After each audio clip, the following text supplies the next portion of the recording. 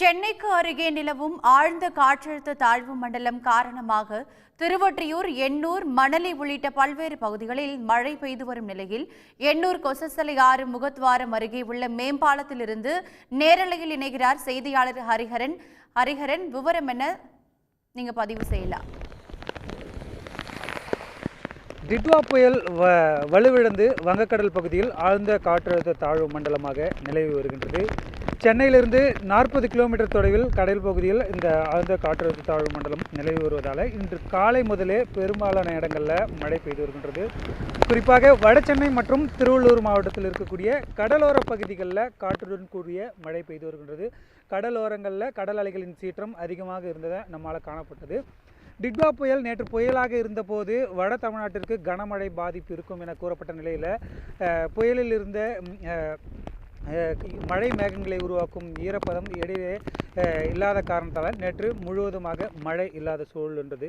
ஆழ்ந்த காற்றழுத்த தாழ்வு மண்டலமாக வலுவிழந்த பின்னர் தற்போது சென்னைக்கு அருகே 40 கிலோமீட்டர் தூரத்தில் இருக்கின்றது.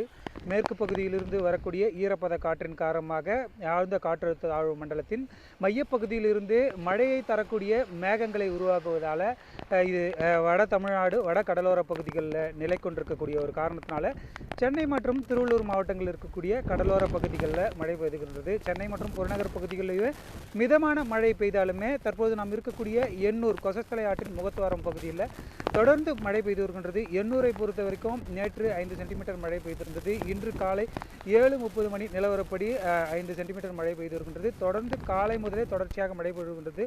மிதமான மழை பெய்து வந்தாலுமே அவ்வப்போது தொடர்ச்சியாக காற்றுடன் கூடிய கனமழை பெய்து வருகின்றது. எண்ணூர் முகத்துவாரத்தை பொறுத்த வரைக்கும் கொசஸ்தலை ஆற்றின் கடலில் கலக்கக்கூடிய பகுதிகள் இருக்கக்கூடிய நிலையில் இந்த பகுதி முழுவதுமாக மேகக்கூட்டங்கள் சூழ்ந்து ஒரு ரம்மியமான காட்சி அளிக்கக்கூடிய இடமாக இருக்கின்றது. இந்த ஆழ்ந்த காற்றழுத்த தாழ்வு மண்டலத்தை பொறுத்த வரைக்கும் அடுத்த 24 மணி நேரத்தில் காற்றழுத்த தாழ்வு மண்டலமாக வலுவிழக்கும்.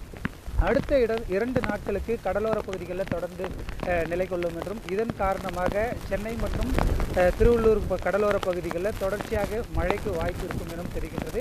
அடுத்த 24 மணி நேரத்தை பொறுத்த வரைக்கும் சென்னை மற்றும் திருவள்ளூருக்கு கனமழைக்கான வாய்ப்பு உள்ளதாக வானிலை ஆய்வு மையம் எச்சரிக்கை விடுத்துள்ள நிலையில் தொடர்ந்து மழை பெய்து வருகின்றது.